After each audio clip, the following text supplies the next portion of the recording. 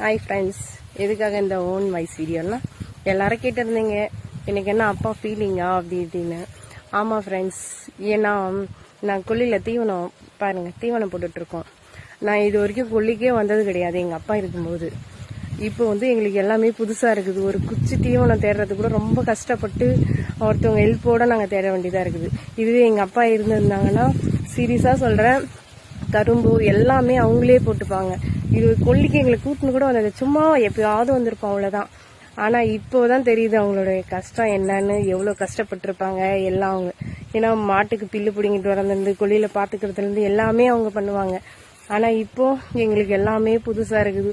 ஒன்று நாங்கள் தேடும்போது ரொம்ப கஷ்டமாகுது. ஏன்னா இந்த வேலையெல்லாம் நம்ம செஞ்சதே கிடையாது, புதுசாக இருக்கு. இதெல்லாம் எப்படி என்ன பண்ணுறது ஒன்றுமே தெரியல. ஒரு தீவன குச்சே என்னால் ஒரு 3 நாளாக எவ்வளோ பேர்கிட்ட கேட்டு கேட்டு கேட்டு வாங்க வேண்டியதாக இருக்குது. இங்கே பாருங்க, எல்லாத்துக்குமே ஆள், இப்போ நடுறதுக்கு ஆள், ஓட்டுறதுக்கு எல்லாத்துக்குமே. இதுவே எங்கள் அப்பா இருந்தாலும் சீரியஸாக சொல்கிறேன், எல்லாமே அவங்களே பார்த்துப்பாங்க. இப்போதான் ரொம்ப கஷ்டமாக இருக்குது. யாருமே இருக்கும்போது தெரியாது அவங்களுடைய அருமை, போனதுக்கு அப்புறம் தான் தெரியுன்றது கரெக்டு தான் ஃப்ரெண்ட்ஸ். ஏன்னா அவங்க இருக்கும்போது அவங்களுடைய பாசம் புரியல, தெரியல. ஆனால் இப்போ ரொம்ப கஷ்டமாக இருக்குது. நீங்களும் யாரையும் இருக்கும்போது ரொம்ப கஷ்டப்படுத்தாதீங்க, அப்புறம் போனதுக்கப்புறம் நீங்களும் கஷ்டப்படுவீங்க. என்ன சொல்கிறதுன்னு தெரியல ஃப்ரெண்ட்ஸ்.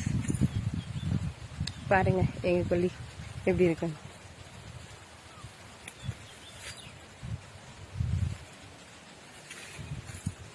ஓகேவா ஃப்ரெண்ட்ஸ், பாய்.